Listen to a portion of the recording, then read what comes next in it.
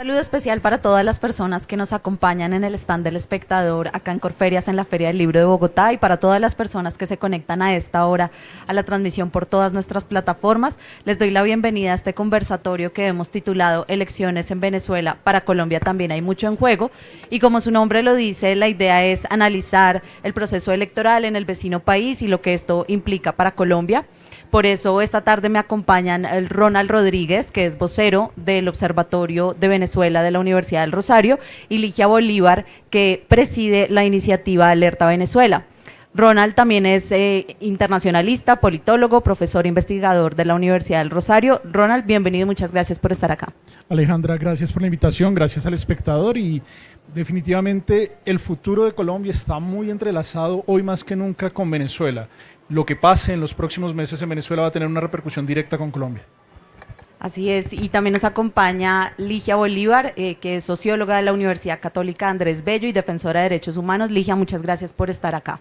Muchas gracias a ustedes por la invitación, y ciertamente hay mucha historia en común, muchas diferencias y un momento muy particular que podría llegar a ser un punto de inflexión en Venezuela con repercusiones en Colombia. Perfecto, pues para entrar en materia yo quisiera empezar preguntándoles por los hechos recientes que hemos visto en el proceso electoral con este inesperado consenso alrededor del candidato Edmundo González, que era un candidato que nadie se esperaba, pero que ha logrado esa unidad tan importante en la oposición venezolana.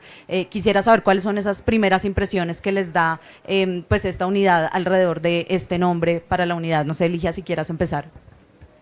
Bueno, fíjate, lo que tiene que ver con este ejercicio de consenso que ha logrado la unidad, yo creo que la oposición, yo creo que es inusual, es inédito, porque no se había dado en esas condiciones, con esas características no se había dado antes, ¿no? Entonces creo que quizás hoy se ve con más claridad el riesgo que supone para el país y para su población la continuación del sistema de gobierno que tenemos, no solamente para Venezuela, sino, como decíamos al comienzo, para los países vecinos, especialmente para Colombia, y eso ha hecho que de una manera mucho más fuerte que antes la oposición entienda que no se puede dar el lujo de estar dividida, ¿no? Entonces, no le quiero quitar méritos al candidato González, pero yo creo que el mayor mérito de esta unidad se la debemos a Nicolás Maduro, en el sentido de que de alguna manera, si no fuera por esta arremetida fortísima que ha habido en los últimos años, ya más allá de la emergencia humanitaria, más allá de la crisis económica, etcétera, todo lo que ha sido la arremetida de los últimos años en contra de los partidos políticos, imponiendo dirigentes en los partidos políticos que no son los dirigentes naturales, sino que es la creación de una oposición artificial. Todo el tema del cierre del espacio público, del espacio cívico, donde muy probablemente si se aprueban las leyes de fiscalización de las ONGs y la ley del fascismo, vamos a tener la legislación más fascista en la historia del país. Entonces, creo que estas movidas de Maduro son lo que han logrado en buena medida que la oposición se dé cuenta de que no se puede dar ese lujo. Y repito, no le quiero quitar méritos a González, pero creo que hay que considerar eso, o sea, que el país de verdad puede estar en un punto de inflexión. No estoy diciendo con esto que sea posible, de todas maneras, que el chavismo dé un paso a un lado, ese es otro capítulo, pero este ejercicio de unidad de la oposición es algo inédito. Ronald, ¿cuáles son tus impresiones? Es muy llamativo el proceso con la oposición venezolana. Durante mucho tiempo siempre se pensaba en quién podría ser el líder, por ejemplo, que podía enfrentar a Hugo Chávez, y aparece la figura de Enrique Capriles. En el caso de Nicolás Maduro, Enrique Capriles se fue difuminando y después se decía quién puede ser ese líder, y se creó el experimento de Guaidó.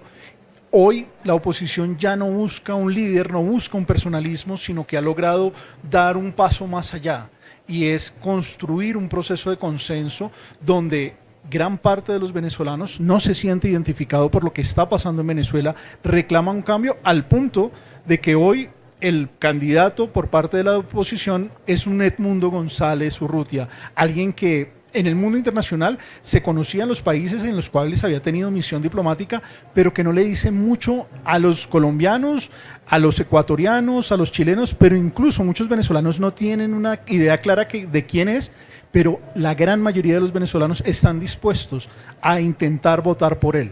Y eso es lo llamativo de este proceso. Se ha roto la dinámica del personalismo, que además es histórico en Venezuela. Venezuela, el siglo XIX y el siglo XX es casi que personalismo tras personalismo. Páez, los Mónagas, Guzmán Blanco, Juan Vicente Gómez, Rómulo Betancourt, un proceso de personalismos muy fuerte, y hoy el proceso político en Venezuela ha llevado a un decantamiento en el cual la oposición no representa a una persona, ni siquiera el liderazgo de María Corina Machado, sino el deseo de transformación que tiene el pueblo venezolano.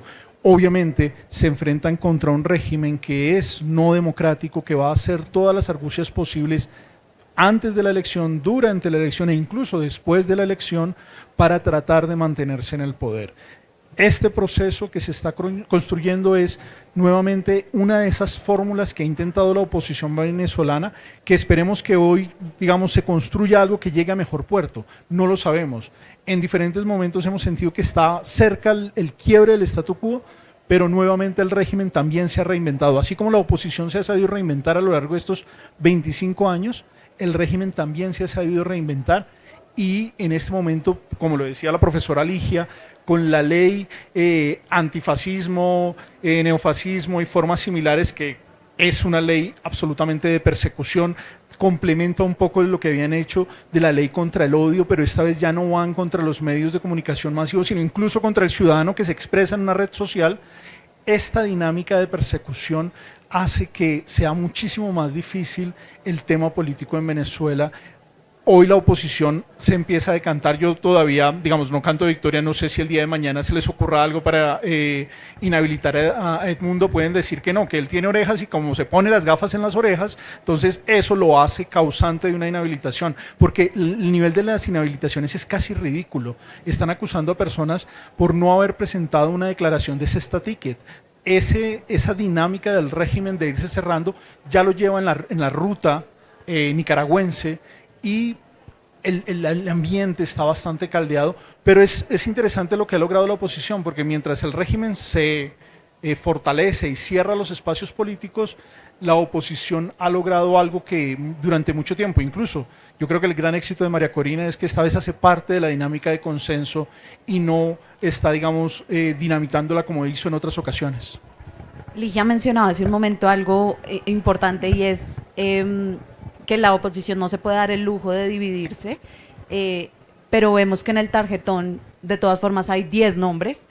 Quisiera preguntarles qué riesgos ven de que haya fracturas, de que nombres como el de Enrique Márquez todavía estén en el tarjetón, y que de pronto ese consenso que genera tanto optimismo pues se vea un poco fracturado. ¿Qué retos le quedan a la oposición para mantener esa unidad y cómo deberían jugar sus cartas? Sí, fíjate, para responder a eso tengo que hacer un pie de página a lo que dije en la primera pregunta, porque sería muy despectivo pensar que este fenómeno que se está dando solamente por un consenso de la oposición, obligado o forzado por el monstruo que significa la propuesta madurista, ¿no? Creo que hay otro factor que no podemos dejar afuera, y es ese consenso enorme que logró la candidata Machado alrededor de su candidatura en las primarias, ¿no? Aquí lo vivimos en esta misma sede de Corferias, donde se hizo el ejercicio de las primarias para Bogotá, como en las calles alrededor había un entusiasmo y un fervor impresionante en relación con esa candidatura, al punto que no se puede hablar que haya un segundo candidato o una segunda opción, porque si alguien gana con más del 93%, y el resto de los candidatos tienen que repetirse, o sea, ninguno pasó del 1%, creo que uno solo logró cerca del 4%, estamos hablando de que hay un mensaje por parte de la población muy claro, ¿no? Entonces creo que eso también es importante para responder a lo que tú preguntabas ahora, y es que así como la oposición no se puede dar el lujo de separarse o de dividirse por esa amenaza que significa el régimen, tampoco lo puede hacer porque hay un mensaje y un mandato muy claro de la población, ¿ya? Eso tenemos que tenerlo muy presente, y ese es otro lujo que no se pueden dar. Y hemos visto que a medida que se va decantando las propuestas políticas, que un candidato se pliega a tal propuesta renuncia a su propia participación, sea de un lado o de otro, a favor de un candidato de Acción Democrática que está como muy presente, de la Acción Democrática pro-chavismo, que está muy presente con otros que se han plegado, pero uno ve en las redes sociales todos los comentarios como son prácticamente llamados traidores, ¿no? O sea, que todo el mundo se da cuenta de que es una oposición de utilería, ¿no? Una oposición que es funcional al chavismo, y se aplaude, por el contrario, a quienes están respaldando a la candidatura de la unidad. Entonces creo que eso también es importante y hay que tenerlo muy presente, y seguramente en este momento la oposición lo tiene muy presente. Y es que hay un mandato muy claro en relación con un proyecto, no una persona ya, no es un líder, como decía Ronald, pero sí con una propuesta, ¿no? Que es recuperar por la vía del voto la democracia en Venezuela. Ronald, ¿cómo debería la oposición jugar sus cartas para no dividirse? La mayoría de las veces la gente critica el proceso opositor venezolano, se le cuestiona por sus diferentes vertientes, por los diferentes liderazgos que ha tenido a lo largo de estos 25 años, pero a mí siempre me ha sorprendido, porque en diferentes momentos a lo largo del chavismo uno podría pensar que ya la oposición está derrotada, que ya no hay juego, que no hay posibilidad y que se ha consolidado el proyecto chavista, pero siempre logran sorprendernos nuevamente. Pasó en el 2007, en el 2006 Hugo Chávez había ganado una elección apabullando a la oposición, había derrotado de forma abismal a Manuel Rosales, y Hugo Chávez creyó que llegaba el momento de cambiar la Constitución y profundizar el proyecto revolucionario. Y salieron unos muchachos a la calle y salió un grupo político a apoyarlos y terminaron propinándole la primera derrota electoral a Hugo Chávez. En el 2010 la Asamblea Nacional la gana la oposición, pero por la distribución de las circunscripciones el gobierno se queda con la mayoría de los escaños de la Asamblea Nacional. Pero en lugar de darse derrotados, hicieron todo un trabajo de identificar aquellos puntos en los cuales esos escaños se volvían realidad a partir de los votos y concentraron su estrategia y logran ganar nuevamente en 2015. Después de 2015 inicia un proceso cuando el régimen de Nicolás Maduro decide dar el paso y convertirse ya en un régimen dictatorial. El Tribunal Supremo de Justicia quiere darle los poderes a la Sala Constitucional del Tribunal de Justicia, los poderes de la Asamblea Nacional, del Poder Legislativo en ese momento. La oposición logró reinventarse nuevamente y logró hacer un proceso que va a terminar en el experimento fallido de Enrique Capriles. Y hasta hace un año, si hubiésemos preguntado exactamente hace un año qué era la oposición, todo el mundo hubiera dicho, está dividida, no hay posibilidades, no hay forma de salir, y ocurre el fenómeno de María Corina Machado, una candidata que no hacía parte de los partidos del G4, Acción Democrática, Voluntad Popular, Un Nuevo Tiempo, Primero Justicia, que de hecho se había opuesto a varias de las dinámicas de este grupo, decide participar en las primarias y no solamente decide participar, sino con un discurso muy fuerte, además porque María Corina Machado es quizá por primera vez una líder de centro derecha que tiene el liderazgo de la oposición. Todos los otros líderes fueron de centro izquierda. Ella es una mujer conservadora de principios religiosos, de modelo de mercado liberal, que tiene unas dinámicas que incluso ha llegado a proponer la necesidad de privatizar PDVSA, pero a esa dinámica María Corina logró construir un proceso bastante llamativo de unificación. Todo ese recorrido que ha tenido la oposición nos lleva a este punto. Sí, sin lugar a duda hay candidatos alacranes, hay candidatos de la oposición colaboracionista, hay unos que uno no sabe realmente qué les pasó, como por ejemplo el caso de Ceballos, que uno no sabe si la prisión le hizo algún daño y ahora está jugando del otro lado. No hay claridad frente a estos otros candidatos, pero sí se ha identificado que hay unos candidatos en los cuales hoy ya digamos se ha cerrado la figura de Edmundo González Urrutia, que de hecho sucedió algo llamativo y es que hay una demanda en contra de la tarjeta de la Unidad Democrática, pero ayer ya se logró inscribir no solamente por la Unidad Democrática, sino por Un Nuevo Tiempo y por Movimiento por Venezuela, es decir, hay otras dos tarjetas que blindan un poco el proceso para que Edmundo pueda seguir participando. Ese proceso de cohesión a mí me sorprende muchísimo, porque si uno lo mira, dice, hace un año eso no existía. ¿Cómo ha sido el proceso de evolución de la oposición venezolana y particularmente cómo ha sido el deterioro del chavismo en cabeza de Nicolás Maduro y todas las salidas que ha tenido en el último ciclo para que se dé este resultado? Ronald, tú también mencionabas hace un momento pues las estrategias del régimen de Nicolás Maduro con las inhabilitaciones, y hemos visto cómo desde principio de año pues ha arreciado esa persecución contra la oposición y la sociedad civil, pero en horas recientes hemos visto estos anuncios con la visita del fiscal de la Corte Penal Internacional, la invitación a que vuelva la oficina del Alto Comisionado para los Derechos Humanos, un poco a qué está jugando Nicolás Maduro con estos recientes anuncios y con, bueno, permitir que Edmundo González haya logrado concretar su candidatura con estos anuncios recientes, pero lo que tú también decías, lo que él puede estar jugando en meses próximos, además porque de las elecciones a la posesión presidencial hay un tiempo muy largo que también puede abrir una ventana para distintas movidas. ¿A qué consideras que está, digamos, que está planeando o que tiene en este momento en los cálculos el régimen? Desde que llegó Nicolás Maduro al poder, Nicolás Maduro ha jugado a quitarle valor a la dinámica electoral. En 2017, por ejemplo, logró vaciar de contenido las elecciones. Recordemos que ese año se hacen elecciones locales y si un gobernador opositor ganaba, si no se juramentaba frente a la Asamblea Nacional Constituyente, simplemente esa elección era inválida y se volvió a hacer una elección. En el caso de Lady Gómez, que ganó, se juramentó ante la Asamblea Nacional Constituyente y se le quitó el poder en la medida en que se crea un protector que asume las funciones de la gobernación y asume el presupuesto de la gobernación. Sistemáticamente el chavismo ha tratado de que el ciudadano sienta que la estrategia electoral no es una posibilidad de transformación y de cambio. La elección de 2018, la elección de 2020 de Asamblea Nacional, ha sido un proceso, digámoslo así, sistemático para vaciar de contenido el tema electoral, pero aún así la oposición hoy insiste en que la salida de Nicolás Maduro es electoral, y eso es muy llamativo, porque frente a la confrontación de una salida electoral, eso le rompe el discurso al chavismo.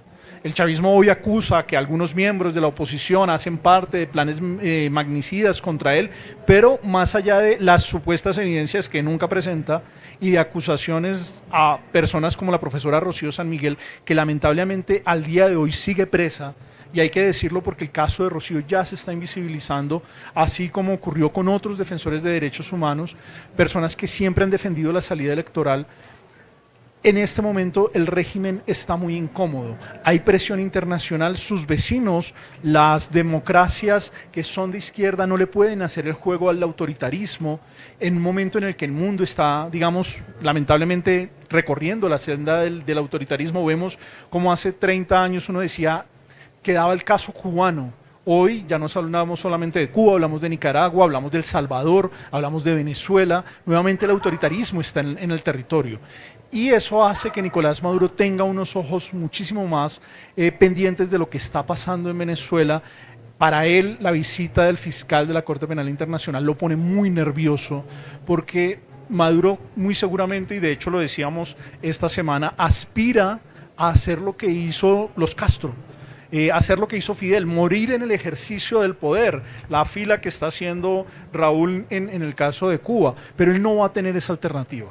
Él sabe que la justicia internacional ya lo está investigando y que va a tener que pagar una responsabilidad. Él no va a poder aspirar a ese otoño dorado que tuvo Marcos Pérez Jiménez, el último dictador militar que murió en España con una colección de carros lujosos. No, a Maduro sí le va a tocar responder, y eso lo pone muy nervioso, e incluso en este momento el chavismo debe empezar a pensar en cuáles son eventuales escenarios de salida en un momento en que la oposición logró pasar de los egos y que la salida, que además es lo más llamativo del caso venezolano, se plantea desde lo electoral, no desde el magnicidio, no desde un ataque subversivo, no desde un descontrol o una dinámica que busque desestabilizar el país, sino desde los ciudadanos exigiendo poder depositar su voto.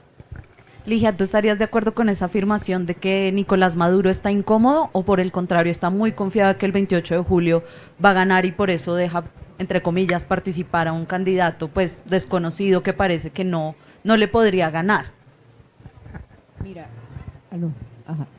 no solamente es Maduro que está incómodo, afirmación con la que estoy de acuerdo, sino que son muchos al lado de Maduro que están incómodos. Tenemos que recordar algo muy peculiar que pasó en abril del año pasado, cuando el presidente Petro convoca aquella cumbre en Bogotá para hablar de Venezuela. Y el día antes de la cumbre, Jorge Rodríguez, presidente de la Asamblea Nacional y una de las personas más fuertes en el gobierno, manda un mensaje desde Venezuela diciendo que la condición para ellos participar de alguna manera, involucrarse en ese ejercicio que estaba haciendo el presidente Petro, era que se retirara la demanda ante la Corte Penal Internacional. Y dijo algo así como que, porque hay muchos líderes de la revolución que están nombrados ahí, y el fiscal todavía ha nombrado la primera persona. Entonces es evidente que el temor que le tienen a lo que pueda pasar de la Corte Penal Internacional es grande, ¿no? Han adoptado una actitud distinta a la de Putin, en el sentido de que no están pidiendo la cabeza de Khan, lo reciben, le dan la mano, le acaban de abrir una oficina, etcétera, pero hay un gran temor de lo que pueda pasar en un caso que sigue avanzando. Y quería hacer también ahí un contraste muy rápido con lo que es esa doble imagen que presenta Maduro, que es la mano fuerte hacia adentro, la represión hacia adentro, pero también hacia afuera la necesidad de volver a ser reconocido, ¿no?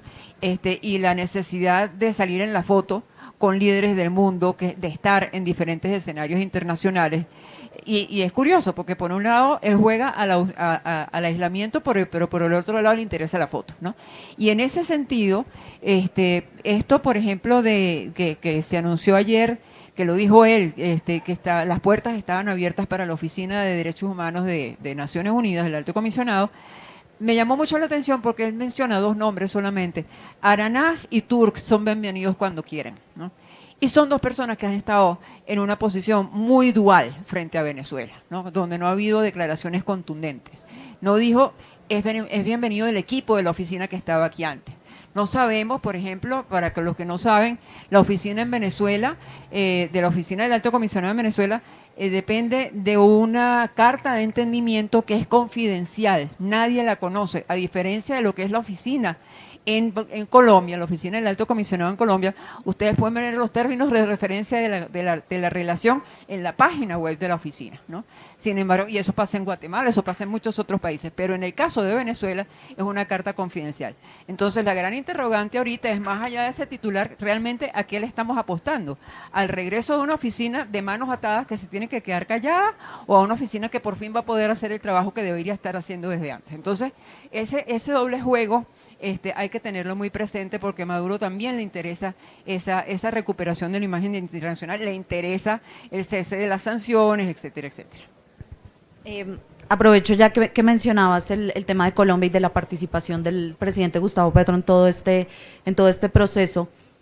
Pues cómo han visto el papel de Colombia, ¿no? Que vemos que tardó mucho en pronunciarse sobre lo que estaba pasando en Venezuela, luego sale el canciller a manifestar su preocupación. A Venezuela esto le incomoda bastante, pero luego vemos esta reunión de cancilleres y luego entre presidentes, en el que vuelve a haber este acercamiento. Entonces, ¿cómo leen un poco esa quizá ambigua posición de Colombia al respecto? Ligia.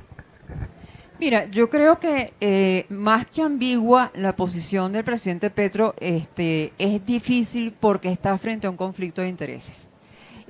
Tú no puedes darle un garrotazo a la misma persona que le estás diciendo que avale tu principal apuesta política, que es paz total, ¿no? Entonces, quedó en la trampa de invitar a Maduro a que formara parte de paz total. Y al mismo tiempo, entonces, bueno, ¿cómo hago para decirle, mire, señor, usted se está portando mal y se tiene que portar mejor? Esto no es democracia. Entonces, yo creo que no dudo que haya habido encuentros de bajo nivel, de bajo perfil, mejor dicho, de alto nivel, pero de bajo perfil. No dudo que los haya habido, y a veces es necesario y es pertinente que no se use la diplomacia de Twitter o la diplomacia de micrófono, ¿no? Sino que se utilicen otros canales. Y creo que en algún momento el canciller Murillo lo dijo, que no hayamos dicho, casi que dijo que no hayamos dicho nada, no significa que no hayamos actuado con mucha intensidad con el gobierno. Pero también creo que, siendo parte de la izquierda democrática, llega un momento donde tú no puedes seguir ignorando lo que está pasando. Es decir, cuando le impiden abiertamente a un candidato inscribirse Y cuando todos los demás le pasan por un lado, y no puedes decir que es el sistema, sino que el sistema lo abren y lo cierran para que se inscriban unos candidatos sí y otros no, y que al día siguiente hayan por fin, después de dos declaraciones públicas del presidente Petro y del presidente Lula, dijeron, bueno, vamos a dar una prórroga, cuando la prórroga la había pedido la oposición y no se la dieron, ¿no? Entonces de la nada se sacan una prórroga para que por fin se pueda inscribir un candidato. Entonces vemos que hay una combinación de diplomacias y de presiones allí, y creo que tampoco es gratuita esa segunda intervención ya conjunta del presidente Petro y del presidente Lula cuando hablan del famoso plebiscito, ¿no? Que yo creo que a todos nos sorprendió porque no es el tipo de cosa que tú lanzas frente a las cámaras, ¿no?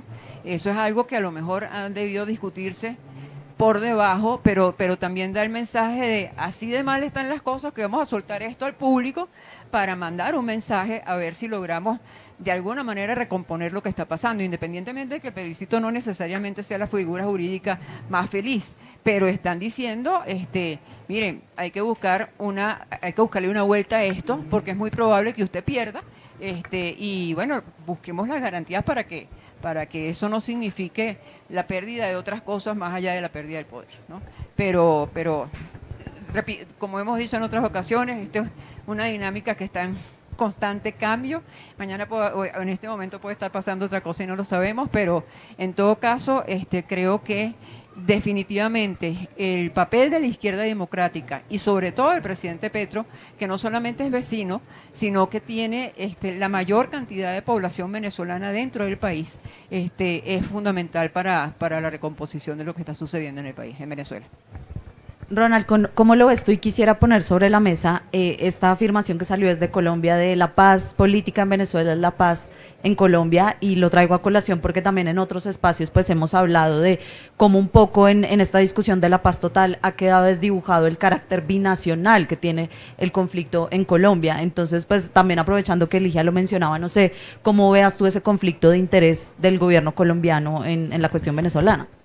Uno de los grandes, digamos, o el principal acierto que ha tenido el presidente Petro en política exterior ha sido la recuperación de la relación con Venezuela. Hay una comunicación fluida entre los presidentes, son 5 encuentros bilaterales, 3 encuentros adicionales en espacios multilaterales. Sabemos que hubo una llamada incluso antes de la posesión presidencial. En algún momento el embajador, el salido y el bien salido embajador Benedetti, en algún momento dijo que había una conversación casi cada semana entre los presidentes. Eso es importante en función de los temas que tenemos en la agenda bilateral.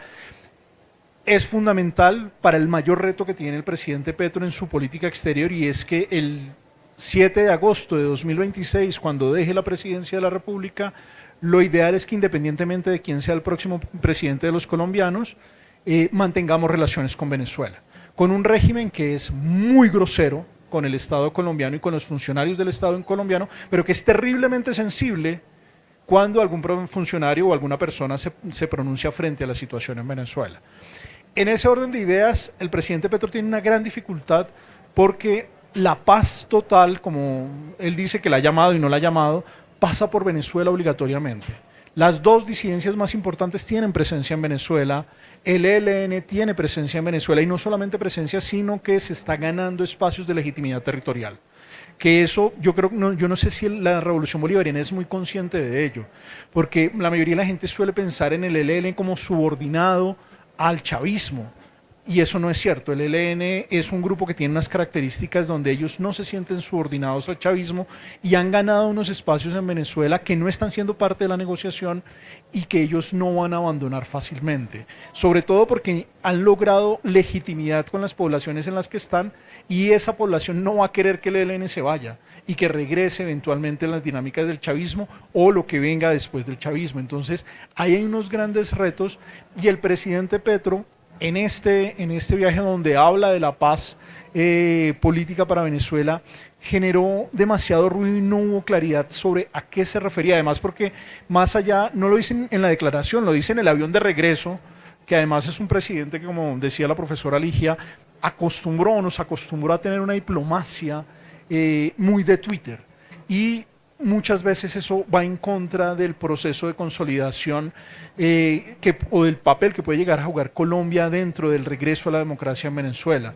A mí, por ejemplo, me llamó mucho la atención el encuentro de abril del año pasado en Colombia, un encuentro que venía cocinando Murillo desde Estados Unidos, venía trabajando, iba a ser un encuentro entre cancilleres, pero a última hora se metió Leiva y todo se vino abajo, al punto que finalmente terminó siendo una cumbre de terceros, es decir, de terceros secretarios. La gran mayoría de ellos eran embajadas con representación en Colombia que mandaron al tercer secretario para que fuera a la reunión, y al final ni siquiera teníamos una declaración. Fue una declaración que leyó Leiva, pero que ningún otro gobierno suscribió. Entonces, eso muestra que a veces esa dinámica de querer hacer de la política exterior una herramienta, un elemento de visibilidad internacional a través de redes sociales tiene un efecto negativo en el largo plazo para los intereses de Colombia e incluso para los intereses del presidente Petro.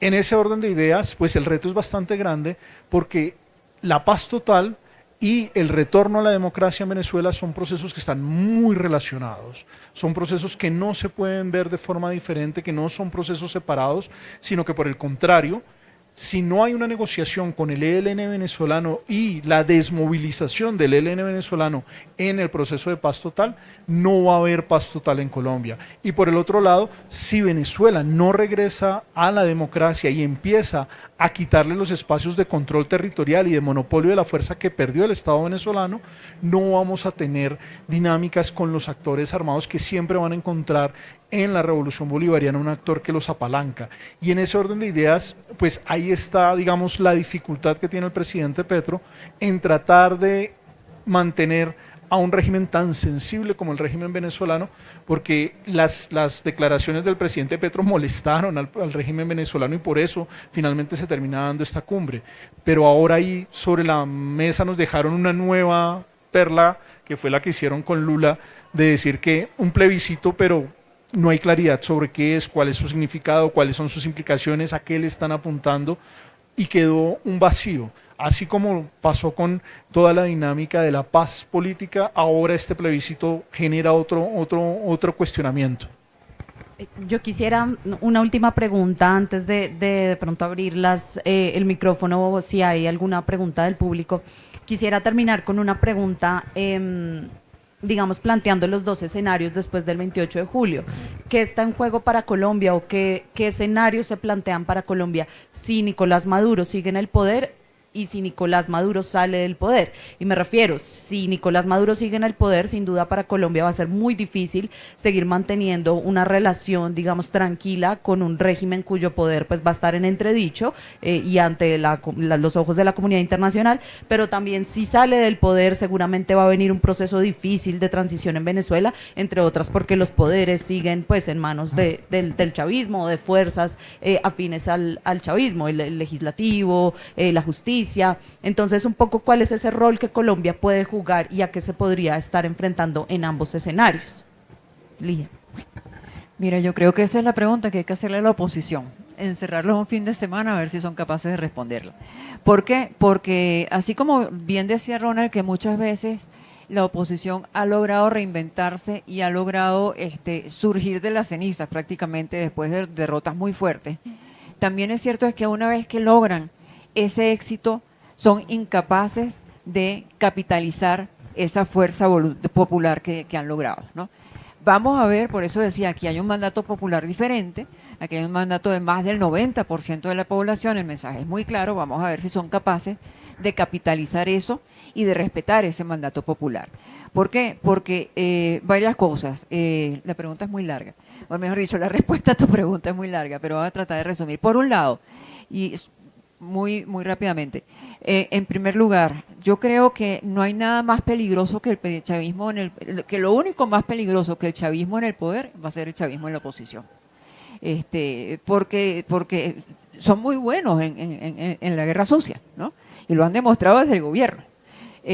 Segundo, volviendo al punto que planteabas al final con Ronald de los grupos armados en Venezuela, nosotros en Alerta Venezuela, valga la cuña, no está aquí porque no está en físico como libro, pero lo pueden conseguir en nuestra página web, un informe que publicamos sobre grupos armados dentro de Venezuela. Y cada vez que yo hablo con alguien de Colombia y le comento, no, que tenemos un informe sobre grupos armados, me dice, ay, sí, lo de la frontera es horrible. No, no es de la frontera. O sea, todo el mundo piensa que el mapa de Venezuela, en la frontera con Arauca, allá en el suroccidente de Venezuela, es donde están la guerrilla colombiana o el ELN y las disidencias de las FARC, pero es que están en el nororiente de Venezuela. O sea, ya se tragaron todo el país. Nosotros conseguimos cifras hicimos un levantamiento que nos indica que hay presencia de grupos irregulares entre grupos colombianos, megabandas criminales, incluyendo el famoso Tren de Aragua, y colectivos armados que son ya de carácter político en 23 de los 24 estados del país, con presencia y manejo territorial ¿cómo se llama? Y manejo de población, ¿no? Control de población. Entonces no estamos hablando del grupo que golpea y sale, estamos hablando de gente que tiene una presencia y un arraigo ahí, no es el cambuche del ELN, allá están en casas de cemento, tienen las mejores camionetas, etcétera, ¿no? Entonces, cuando hacíamos este estudio le preguntábamos a gente que vive en esa zona. Eso fue el año pasado, cuando todos pensábamos lo que tú también decías, ¿no? Y le preguntábamos a la gente, ¿qué pasaría si en el supuesto hipotético de que la oposición ganara las elecciones, qué pasaría aquí? Y todos, sin parpadear, y no estoy hablando de chavistas, estoy hablando de gente que padece la situación en esas zonas, me decían, el caos.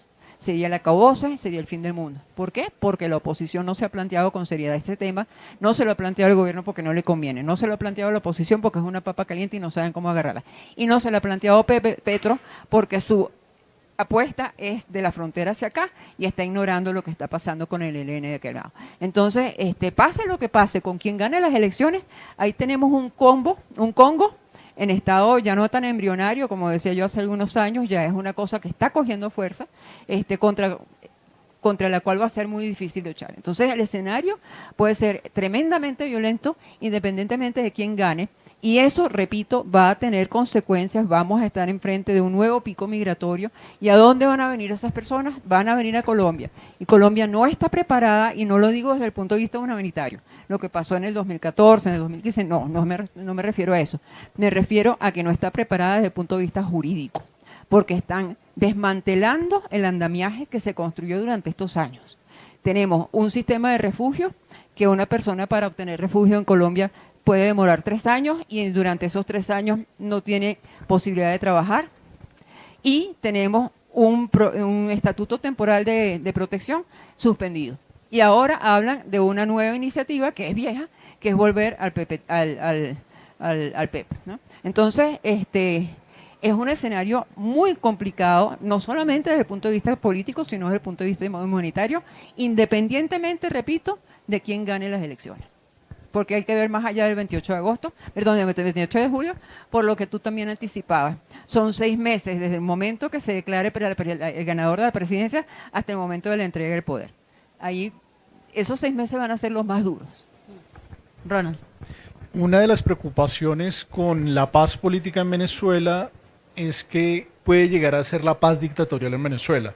Y es que en algunos contextos la comunidad internacional muchas veces prefiere mantener a un sátrapa, a un dictador, que los procesos que se desencadenan o que se causan después de que cae ese sátrapa y ese dictador. Lo vimos en Libia, en el cual, digamos, el Estado libio existía cuando estaba Gaddafi, pero desapareció Gaddafi y el Estado libio hoy tiene profundos problemas, la normalidad no se ha podido recuperar.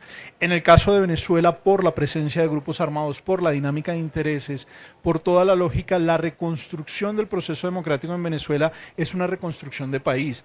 En materia educativa, y es uno de los temas que con la profesora Ligia hemos hablado muchas veces, en este momento en Venezuela la crisis de la educación es una crisis absolutamente grave. Estamos hablando de un retroceso de 3, 4 décadas de altos niveles de analfabetismo que han surgido por la falta de profesores y por un régimen que ha hecho de la universidad su enemiga. y las universidades autónomas en Venezuela están siendo fuertemente golpeadas y las universidades privadas no todo el mundo puede acceder a ellas y tampoco tienen las capacidades para poder enfrentar la situación. En ese orden de ideas, lo que viene en Venezuela, si en un eventual caso se lograra un proceso de transición, serían días, incluso meses, años muy complejos, de muchísima dificultad, en los cuales reconstruir toda esa Venezuela va a requerir el esfuerzo de mucha gente, y hay muchos venezolanos que antes se planteaban volver, en este momento ya han empezado a hacer sus vidas. Cuando uno habla de la crisis venezolana, ya son 9 años de crisis, pero la salida de los venezolanos arrancó casi que desde el inicio de la revolución bolivariana. 25 años de un proceso en el cual las personas se han empezado a desprender de Venezuela, y la recuperación venezolana hoy tiene una falencia muy importante de capital humano, lo cual hace que Colombia se encuentre en una profunda dificultad, porque muchos de los grupos armados al margen de la ley que viven en la zona de frontera y que han penetrado el territorio venezolano, hoy tienen un ecosistema que les permite acceder a rentas criminales, a todas las principales rentas criminales. Hoy Venezuela es un país productor de narcóticos cuando antes solamente era de tráfico, y puntualmente el tema migratorio se ha convertido en un instrumento para las finanzas de los grupos al margen de la ley. Y también hacer el llamado que hace la profesora Ligia. La situación en Venezuela después del 28 de julio va a significar la salida de una población en dirección a los Estados Unidos. Una población que muy seguramente no tiene la intención de quedarse en Colombia, pero muchos de ellos se van a quedar en Colombia. Y el retroceso que hemos tenido en el último año y medio en materia migratoria hace que no estemos listos. Incluso yo he tenido la oportunidad de hablar con actores del actual gobierno que tienen la responsabilidad del tema migratorio, preguntándoles: ¿ustedes están listos para empezar a ver pasar gente por territorio colombiano en dirección a los Estados Unidos? ¿Tenemos capacidad de atención humanitaria? Y no la tenemos. Solamente en los 3 primeros meses del año pasaron 109.069 personas, el 64% de ellos de origen venezolano. Los próximos meses ese número va a crecer exponencialmente y el Estado colombiano no está preparado para ello. Entonces, los resultados de lo que pasa en Venezuela los vamos a empezar a ver casi que inmediatamente. Al otro día, el 29 de julio, vamos a empezar a ver resultados y la tensión que va a causar en Colombia. Bien, pues no sé si del público haya alguna pregunta, algún comentario, alguna intervención.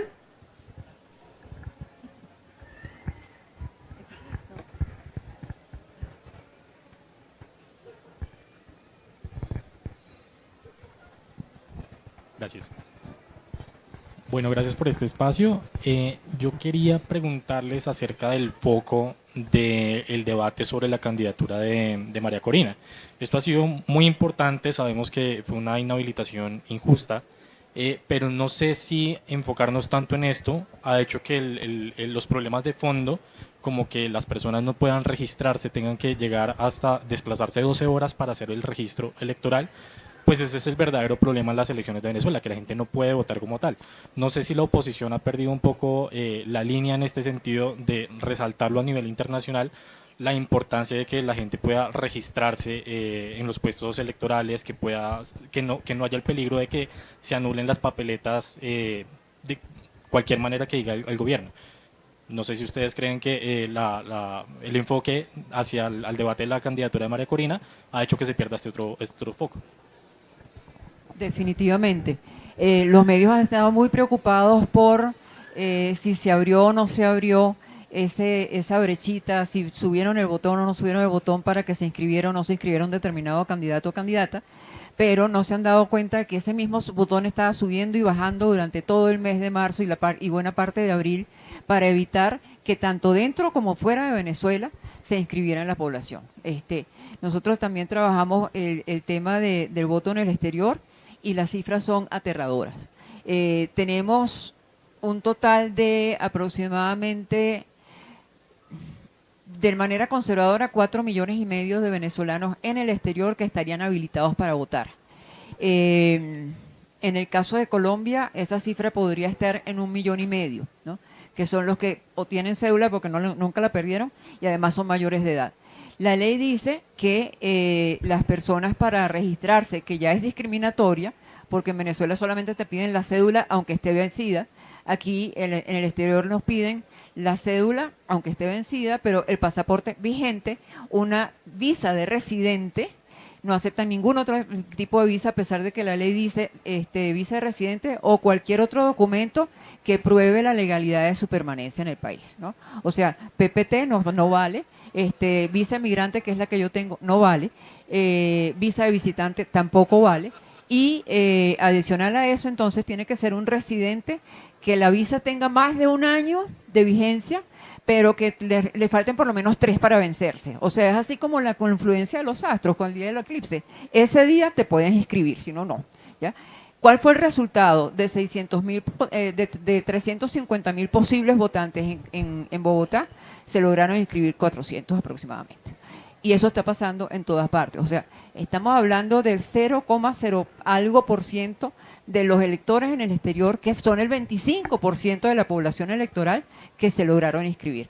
Nosotros hemos hablado de un fraude preelectoral masivo, porque eso es lo que tenemos. Pero lamentablemente los medios están pendientes de unas cosas más que otras, y eso no se ha podido ver. Esperamos que la próxima semana publiquemos, y te lo vamos a hacer llegar, un informe que se lo hicimos llegar a Naciones Unidas, a la Comisión Interamericana de Derechos Humanos, pero no pasó, no tuvo mayor éxito por allá. Lo vamos a hacer público sobre todas las irregularidades en lo que fue el tema del registro, porque realmente es un tema muy grave, y gracias por traerlo a colación.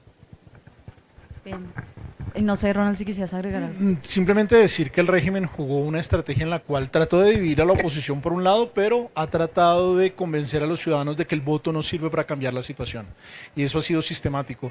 La mayoría de los jóvenes que quieren participar en el proceso han tenido un montón de barreras para poder hacer su inscripción al interior de Venezuela, y les muestran como casi que imposible la posibilidad de registrarse. Obviamente ahí hay toda una estrategia de desmotivar el ejercicio electoral, y muy seguramente el día de las elecciones vamos a ver otro paquete que ya además ya nos tienen acostumbrados a una dinámica de hostigamiento en las filas, a una dinámica de ataque a los diferentes actores de la oposición, a las personas que simplemente quieren votar. En las elecciones de 2017, de 2020, de 2018, si a una persona, por ejemplo, le tocaba votar en Corferias, la ponían a votar en Medellín, la trasteaban de un momento a otro de la forma más absurda, más descarada, y el régimen ya ha ido refinando muchas de estas herramientas. A uno le parece sorprendente hablar, por ejemplo, de los puntos rojos que hizo en 2017, pero todas esas estrategias que ha venido acumulando, es muy seguro que el 28 de julio las van a poner en práctica. Entonces hay una dinámica muy fuerte en contra del elector, es decir, el ciudadano es el primero en sufrir la dinámica del embate del régimen. Solamente para agregar como dato no anecdótico, que en el informe que hicimos registramos también presencia de elementos del ELN armados dentro de centros de votación. En Venezuela existe una cosa que se llama el voto asistido, que se hizo de buena fe pensando en las personas mayores o con alguna discapacidad o con limitaciones para enfrentarse a un equipo de computación, que es donde se hace la votación allá, para que cada persona podía asistir, por ejemplo, a otros dos, ¿no? A su papá y a su mamá, por decir algo, a un tío, lo que sea. Bueno, entonces ahora el ELN hace voto asistido, pero con el fusil al hombro, ¿no? Bien, pues se nos acaba el tiempo. Ronald, Ligia, muchas gracias por haber estado con nosotros en este espacio, a todas las personas que nos visitaron en el stand y por supuesto a quienes se conectaron a través de nuestras plataformas. La invitación es a seguir la programación del Espectador en nuestro stand en la Feria del Libro. Muchas gracias.